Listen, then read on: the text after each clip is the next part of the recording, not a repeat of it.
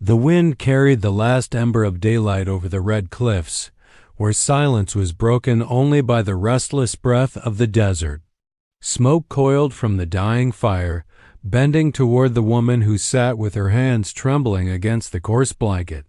Her dress, torn by travel and dust, clung to her shape like the memory of what she used to be, a settler's wife, a preacher's daughter, a woman who once believed the world was guided by order. Now she sat across from a man whose skin gleamed in the firelight like polished copper, whose dark eyes spoke of another world, one older, wilder, and unbroken. The Apache warrior did not speak at first.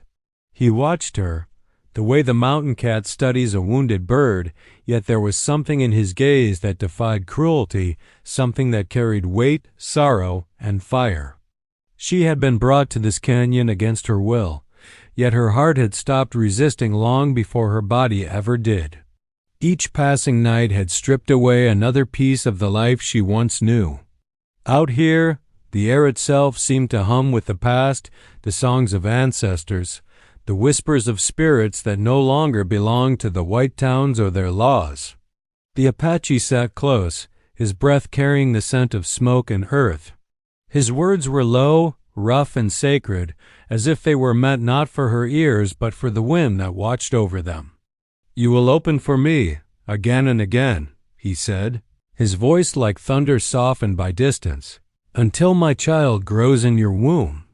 The words were not of conquest but of fate, heavy with something that neither of them could name.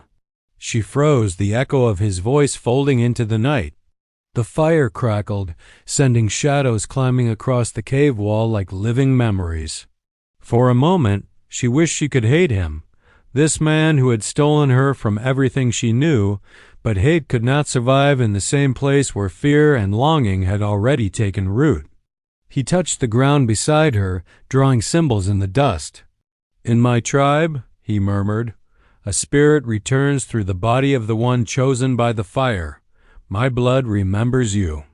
It called you from across the plains. She stared at him, half afraid, half drawn in. Somewhere deep inside, the words stirred something she could not deny. He had found her after the ambush that took her husband and the wagon train. She had been left for dead, her body bruised, her mind half broken from the sun. The Apache had lifted her from the dirt, carried her to the mountains, and given her water when she no longer wanted to live. Now she sat before him, bound not by rope, but by something far stronger, an invisible tie between two broken souls from two worlds that had always feared each other. The desert outside howled like a grieving woman, and she flinched. He looked toward the mouth of the cave, his jaw tight. "The soldiers will come," he said quietly. "They always come. But they will not take you. Not now. You belong to the mountain and to me." She tried to speak, but her throat was dry. Her mind wrestled with what those words meant. The Apache leaned closer, his shadow falling over her like a shield. His presence was both protection and imprisonment, and she could not decide which she feared more. Yet every night, as the fire burned low and the stars came alive over the canyon rim, she found herself listening for the sound of his breath beside her, steady and real in a world that had lost all reason. He had told her his people once lived freely on these lands, riding through the valleys, sleeping under open skies, unbound by fences or church bells. But now their world was shrinking, swallowed by men with maps and guns. He said she was brought here not by chance but by the spirit of the desert to bridge what was being torn apart. She wanted to believe it was madness, a fever dream born from hunger and grief. But when he looked at her with those deep burning eyes, she felt something ancient and wordless take root inside her. Days passed. She learned the sound of his footsteps, the rhythm of his breath, the way he spoke to the horses in a tongue that seemed older than time itself. He never forced her to stay, yet when she walked toward the trail leading down the canyon, her feet always stopped before the bend. There was safety in his silence, in the way he watched over her without words. And there was danger, too, the kind that made her heart quicken when their eyes met. One evening, a storm rolled across the desert. The sky tore open, and lightning split the earth in white fire. He brought her inside the cave, shielding her from the rain. She looked up at him, her lips trembling. "You could let me go," she whispered. "You don't need me." He stared at her, his hand brushing the hair from her face. "You came to me in the dream of the hawk," he said. "I saw you before I ever touched you. You were standing in the firelight with my child in your arms." Her breath caught. She wanted to deny it, to turn away, but her body refused to move. Something in his tone, something beyond reason, held her still. The thunder outside rolled like the voice of the gods, and for a moment she believed he might be right, that destiny had played its cruelest trick, binding two hearts born from enemy worlds. She lay awake long after the storm had passed, staring into the embers. The Apache slept nearby, his chest rising and falling in the soft rhythm of peace. She studied the scars that ran across his shoulder, the mark of a warrior who had seen too much death. There was a tenderness in his stillness that haunted her, a glimpse of the man beneath the legend. And as the firelight painted his skin in gold, she felt something stir inside her, something both terrifying and real. The next morning, she woke to the sound of drums echoing faintly from the valley. The Apache stood outside, his hand resting on the hilt of his knife, eyes scanning the horizon. "They are coming," he said. "The blue coats." Her heart pounded. "The soldiers?" He nodded. "They will take what they think belongs to them. Land, blood, life, you." She rose, her body trembling. "Then let me go," she pleaded. "Let me go before they come." He turned slowly toward her, his face unreadable. "If you go, they will kill you. If you stay, you will live. You will carry my spirit forward." Her voice broke. "And what if I don't want to?" He stepped closer, his eyes glinting in the light of dawn. "You already do," he said softly. The words cut through her like a whisper she'd been trying to forget. For the first time, she saw not the warrior but the man haunted, fierce, and bound by a destiny he did not choose. She wanted to scream, to run, to fight the weight of his truth, but something deep inside her had already surrendered. Outside, the sound of horses grew louder. The soldiers were near. The Apache reached for her hand and pressed it against his chest. She could feel his heartbeat, strong and wild beneath her palm. "Whatever happens," he said, "remember the fire. Remember that you were not taken, you were chosen." The moment hung between them, fragile as glass. Then he turned toward the canyon mouth, knife in hand, his body framed by the red light of sunrise. She watched him walk into the wind, each step heavy with purpose. And as the first gunshot cracked across the valley, she felt the life within her shift, the faint, impossible flutter that told her his prophecy might already have begun. The fire hissed, the cave filled with smoke, and the woman who had once been a settler's wife clutched her stomach in silence, as if the desert itself had breathed something new into her. The echo of his words lingered in the air, words that would haunt her forever. "You will open for me, again and again, until my child grows in your womb." And somewhere beyond the cliffs, the wind carried his name through the endless wild. The gunfire still echoed across the valley long after dawn had burned the mist away. The woman sat motionless, her back pressed against the cold stone wall of the cave. The fire had gone out, leaving only thin wisps of smoke twisting into the air. Every sound, the flap of a vulture's wing, the rattle of dry leaves, felt sharper now, closer. She waited for his voice, for the sound of boots on stone, for anything that would tell her the Apache was still alive. But there was only silence, stretching wide as the desert itself. Her thoughts wandered to the world she'd left behind, the quiet chapel in the settlement, the bells that marked each Sunday, the smell of soap and bread from her mother's kitchen. That life felt like a story she'd once told herself, a dream half remembered. Now, the air she breathed belonged to another world. It carried dust, danger, and something she couldn't name, something that drew her closer to the man who had turned her captivity into an awakening. When she first saw him, his face had been painted with ash and streaked blood. He'd moved like an animal cornered by fire, fierce and silent. Yet when she fell unconscious after the ambush, it was his hands that caught her before she hit the ground. He carried her through miles of barren land, giving her water drop by drop, speaking words she didn't understand but somehow felt. Later, when she awoke in the safety of this cave, she'd found herbs pressed into her wounds and a soft deer hide beneath her head. She'd feared him, hated him even, but she owed her life to him. Outside, thunder rolled again, though the sky was clear. It was the sound of hooves this time. The soldiers were close. She could almost see their shapes in her mind, blue coats, rifles, cold eyes that saw her not as a woman lost but as a possession recovered. If they found her here, they would not ask what had happened. They would take her back to camp, whisper behind her back, and decide for her what her story was. A woman found among the Apache could never return the same.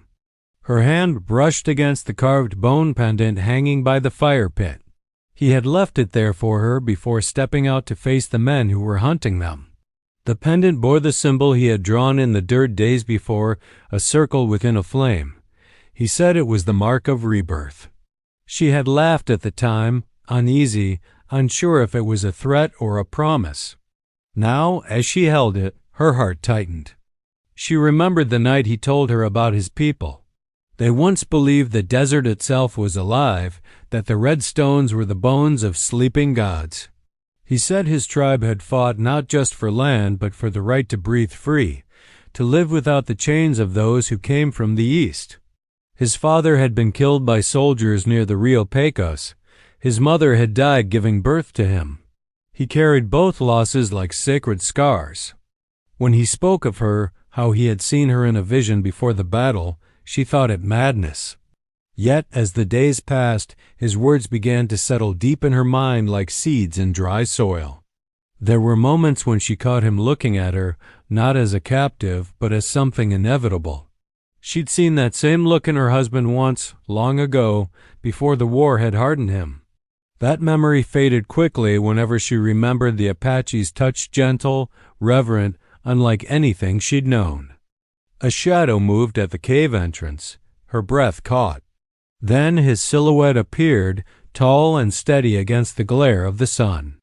Blood streaked his arm, but he walked without limp or stumble. She rose quickly, her heart leaping in her chest. "They're gone," he said simply. His voice carried the weight of exhaustion. For now, she stepped closer, her eyes wide with worry. "You're hurt." "It is nothing," he replied, brushing her hand aside, though his skin burned beneath hers. He sat by the fire pit, reaching for the waterskin. "They will return when the moon rises." "We must move before then." She wanted to ask where, but his tone told her not to. He poured water over his arm, and the clear drops turned crimson as they hit the ground. She tore a piece of cloth from her dress and pressed it against the wound. He did not stop her this time. "Why do you fight them?" she asked softly. "Why not run?" "Leave this place behind." He looked at her, his gaze burning through her question. "Because this land is not behind me. It is inside me. I cannot run from what I am." She turned her face away, ashamed of the tears that suddenly filled her eyes. "And what am I to you, then?" she whispered. "A ghost in your land? A mistake?" He was silent for a long moment, his hand tightening around her wrist. "You are the answer," he said at last. "The one the fire showed me." Her pulse raced. "The fire?" He nodded toward the dark stains on the cave wall where smoke had left its mark. Every warrior seeks a sign before battle. "I saw a woman wrapped in light, standing at the mouth of this very cave. Her eyes held both fear and courage. I thought it was a dream. Then I found you." She stared at him, struggling between disbelief and the strange pull of his words. "And now you think it's fate?" He leaned closer, his voice lower now. "I do not think. I know. The weight of his certainty pressed against her like the heat of the fire. Outside, the wind began to rise again, carrying sand through the canyon. The world beyond the cave felt distant, unreal. That night, as they prepared to leave, she helped him pack the hides, the herbs, the food he had gathered. The silence between them was thick but not empty. It was alive, humming with questions neither dared to ask.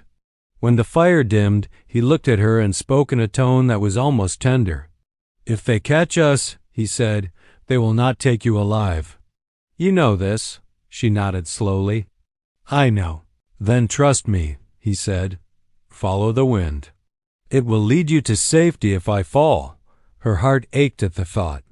"And if you don't?" He smiled faintly. "Then you will follow me instead." They left before dawn. The desert stretched endlessly under the pale light of morning, silent and vast. She walked behind him, her feet raw from the stones, her body weary but unwilling to stop. Each step carried her deeper into a place where the laws of men no longer mattered. By midday, they reached the ridge overlooking a valley filled with tall grass and scattered oak. Below, smoke rose from a distant camp, the soldiers' fire. He stopped, scanning the horizon. "They're waiting," he said. "They know we will come this way." "Then why come?" she asked, her voice trembling. "Because if I do not face them, others will pay the price."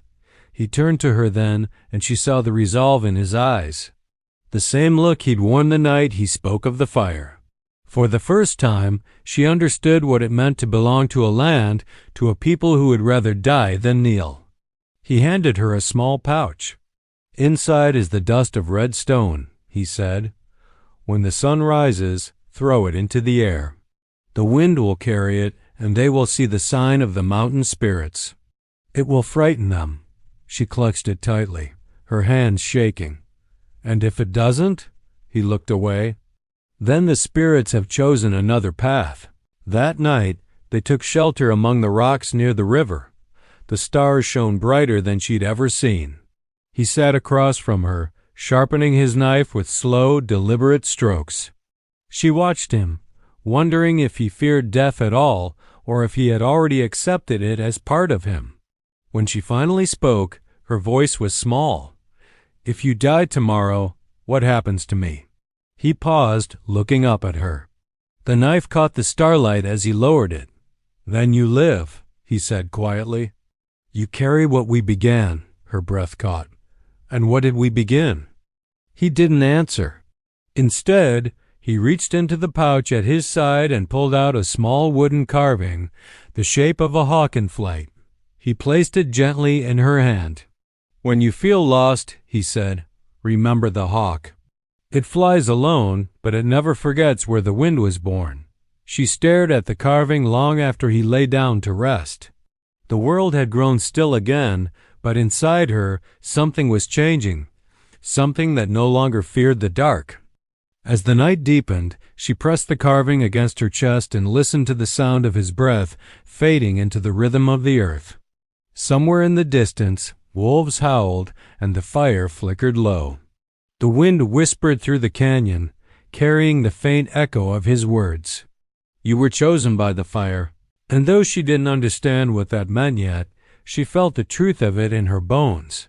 The storm was not over. It had only just begun. The valley was quiet that morning, yet everything in the air whispered of danger. The woman walked close behind the Apache, her heart beating hard with every step. The sand was warm beneath her feet, but the coldness in her chest was growing heavier. The smoke from the soldiers' camp had vanished, but that did not mean they were safe. The Apache moved like a shadow among the rocks, silent, listening to the wind. Every few steps he stopped, pressing his hand to the ground as if he could hear the earth speak. He had taught her that the desert had a language of its own. The way the crows circled above meant someone was near. The stillness of the air before dusk was a warning. The sound of running water could lead you to life or to a trap. She watched him now, realizing that he had become the line between her survival and her end. He did not show fear, but she could feel it under his calm, the same way thunder hides behind quiet skies.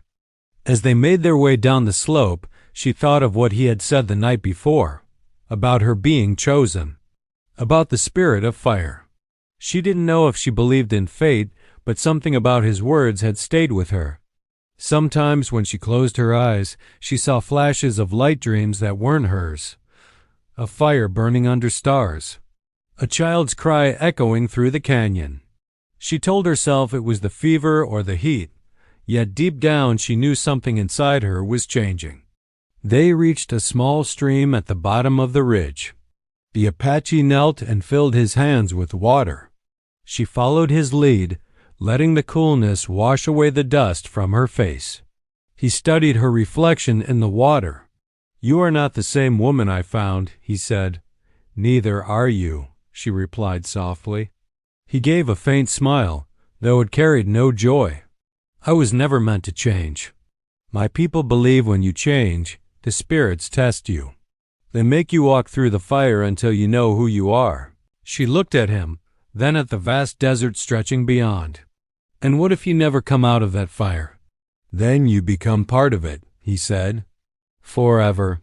That evening they made camp in a grove of dead trees. He set traps for rabbits, and she gathered brushwood for the fire.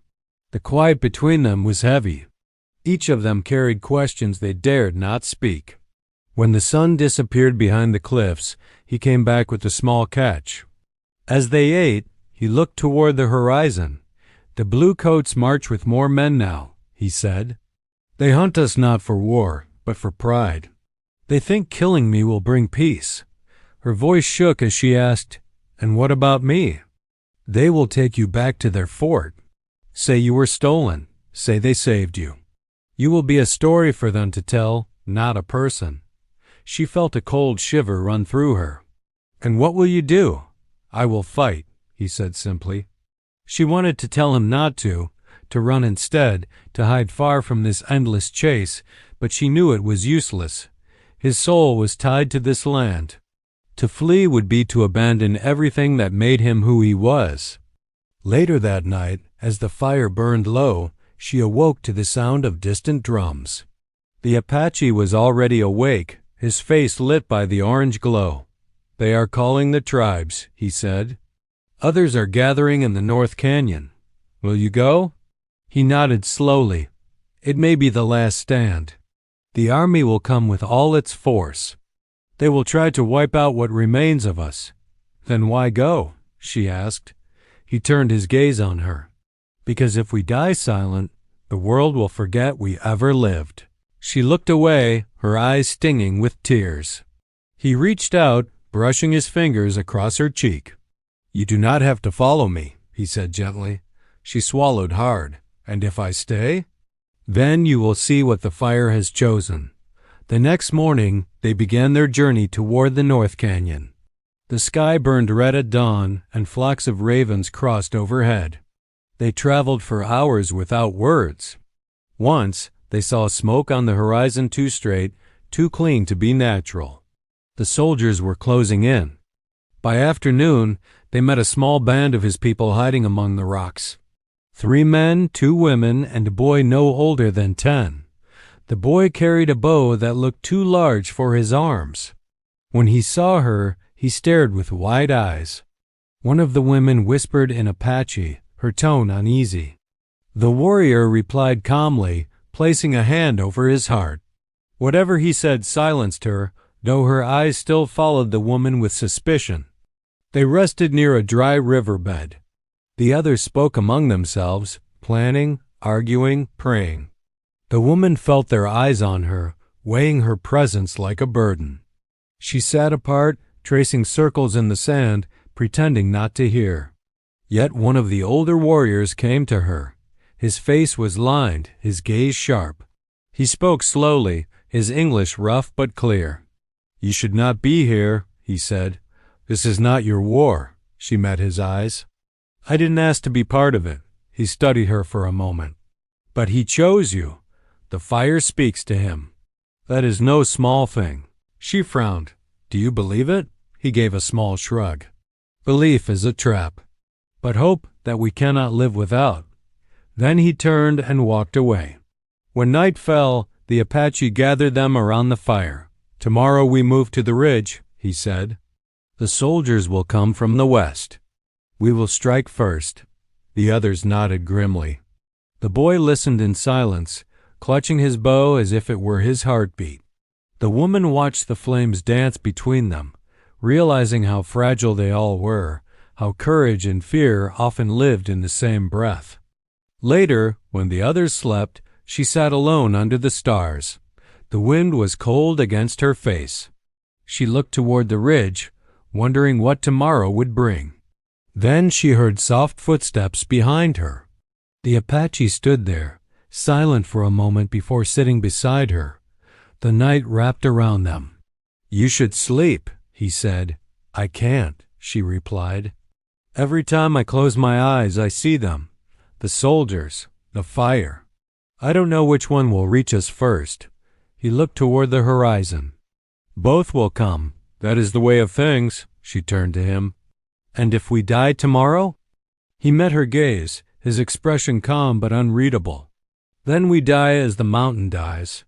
Slowly, but never forgotten." She wanted to tell him that she was afraid, but the words wouldn't come. Instead, she said quietly, "If the fire truly chose me, what does it want from me?" He reached out, placing his hand over her heart. "To carry what cannot be killed." The words sank into her like a promise and a curse. She closed her eyes, listening to the wind sigh through the canyon. Somewhere, far away, a coyote cried to the moon. When dawn broke, the first light fell across their camp, turning the rocks red. The Apache rose first, checking his rifle and bow. The others followed, their faces marked with war paint, their eyes dark with resolve. The woman stood among them, her breath steady. She could no longer tell where fear ended and courage began. They began the climb toward the ridge. The air was thin and the ground steep. As they reached the top, the Apache signaled for silence. Down below, a column of soldiers was moving through the valley, dozens of them, their uniforms glinting under the sun. The boy beside her trembled, clutching his bow. The Apache placed a hand on his shoulder. "Wait for my mark," he whispered. The woman crouched low behind a boulder, her pulse pounding in her ears. The scent of dust and sweat filled the air. Every instinct told her to run, but her legs would not move. The first rifle shot cracked through the morning, echoing across the canyon. Then chaos broke loose. Smoke, shouts, thunder of hooves.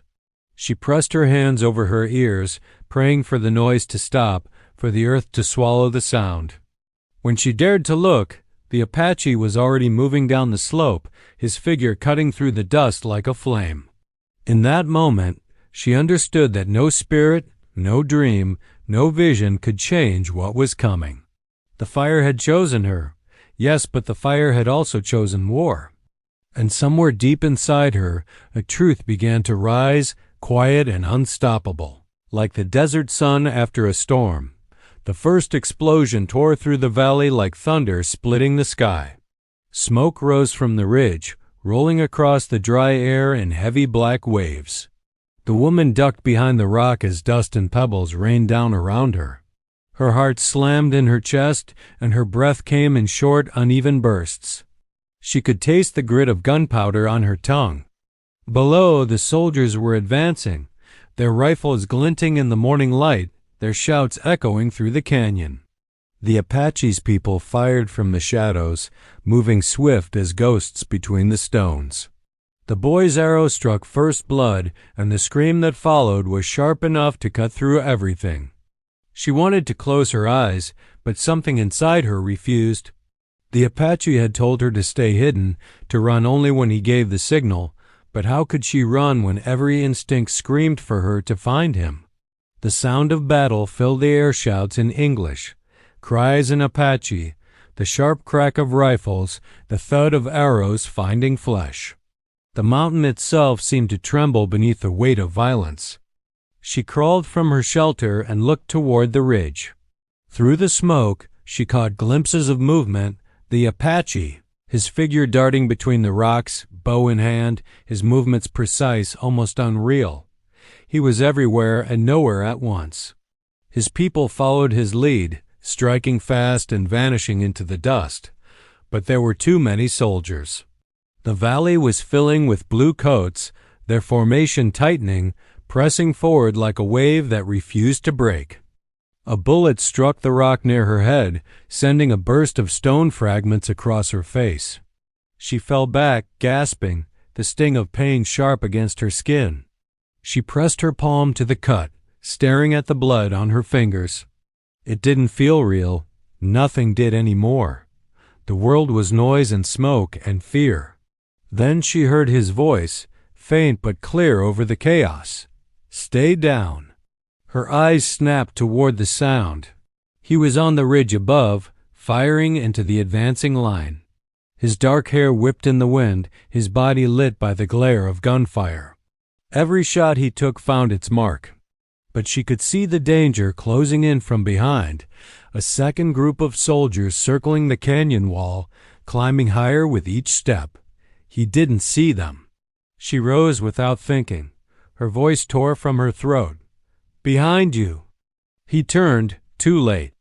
A rifle flashed from the rocks, and the impact threw him backward. He fell hard against the stone, rolling down the slope until his body disappeared behind a ledge. The scream that tore from her chest didn't sound human. She ran before she knew what she was doing, dodging through the smoke, slipping on loose gravel, ignoring the bullets whizzing past her. The soldiers shouted for her to stop, but she kept going, driven by something beyond reason. When she reached the ledge, she dropped to her knees beside him. Blood streaked his shoulder and side, dark and wet. His eyes were half open, his breath uneven. He tried to speak, but the sound came out like a whisper of wind. She pressed her hand to the wound, desperate to stop the bleeding. "Don't move," she said, her voice shaking. "You'll be all right." He gave a faint, bitter smile. "I told you to run. I'm not leaving you." He tried to push her hand away, but his strength was fading. "You don't understand," he said, each word a struggle. "They will come for you now. They think you're one of us. Then let them," she said. "Let them see what I've become." A sharp cry echoed from above. She looked up to see the boy and one of the women firing arrows down at the soldiers below. Smoke and dust clouded the air, but she could tell they were surrounded. The Apache tribe was fighting desperately, holding the ridge as long as they could. The warrior beside her shifted, his face tightening with pain. "Help me up," he said. She hesitated. "You can't fight," his gaze hardened. "If I die here, I die standing." She slid her arm beneath him, helping him to his feet. He leaned against her, his weight heavy, but his grip on his rifle was steady. Together they climbed toward the ridge, step by step, every movement burning with effort. Bullets snapped through the air, tearing through the brush. A soldier's shadow appeared ahead, gun raised. Before she could scream, the Apache fired. The man fell without a sound. They reached the top, gasping for breath. The scene before them was chaos. Half the Apache warriors were down, their bodies sprawled across the rocks. The others were still fighting, surrounded by soldiers who pressed forward with relentless force. The boy was still there, loosing arrows until his quiver was empty. The older woman beside him threw stones when she ran out of ammunition, screaming curses into the smoke. The Apache looked out over the battlefield, his face pale but defiant. "We hold the mountain," he said, "no matter the cost." "You can't win," she whispered. "They'll kill everyone." He turned to her, his eyes burning. "Then we will make them remember." He raised his rifle and fired again, each shot echoing like thunder in her ears. The soldiers hesitated, taken aback by the ferocity that refused to die. The Apache shouted something in his native tongue, and his people answered with one last charge. They came down the ridge like fire itself, screaming, striking with blades, fists, and fury. The woman could only watch, torn between terror and awe. It was not a battle anymore. It was the last breath of a dying world. Every gunshot, every cry carried the weight of centuries. She saw one of the soldiers, a young man, no older than 20, hesitate as he aimed at her. Their eyes met, and for a heartbeat, she saw the fear in his face. Then someone shouted behind him, and he fired. The bullet tore through her sleeve, grazing her arm. She fell back, her body trembling. The Apache reached her, pulling her behind the rocks again. "Stay with me," he said. His voice was hoarse, desperate now. She nodded, tears streaming down her face. "You said the fire chose me," she said, gasping. "Tell me why. Tell me what it means." He pressed his hand to her face, his touch warm despite the blood. "It means you will live," he said. "When this place is gone, when my people are ashes in the wind, you will carry us. You will carry me." She shook her head, choking on the words. "No, I can't. You already are," he whispered. "You carry the fire now." The ground shook as another explosion ripped through the canyon. The soldiers were throwing dynamite now, tearing the rocks apart. The mountain groaned beneath the weight of it. She clung to him, feeling the heat of the blast, the shock wave rolling through her bones. "Run," he said again. "Please, go north. Follow the river. I won't leave you," she cried. He looked into her eyes, and for a moment, everything else fell away, the gunfire, the screams, the smoke. There was only him and the silence between them. "Then you will die with me," he said quietly. Another blast shook the ridge.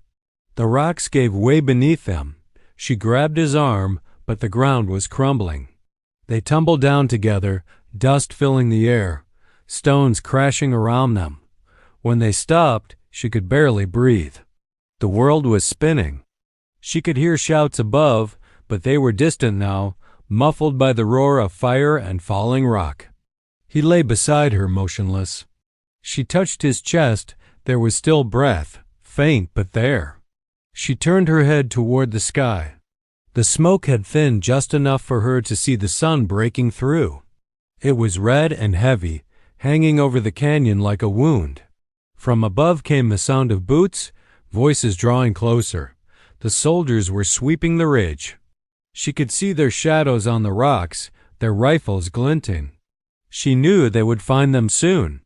Her hand slipped into the Apache's, his fingers tightening weakly around hers. "Don't let them take you," he said, barely audible. She squeezed his hand, her heart breaking.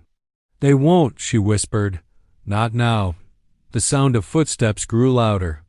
Dust fell from the rocks above. A soldier's voice shouted, "Over here!" She looked down at the pendant still hanging around her neck, the circle within the flame, the fire's mark. His people's spirit, their memory.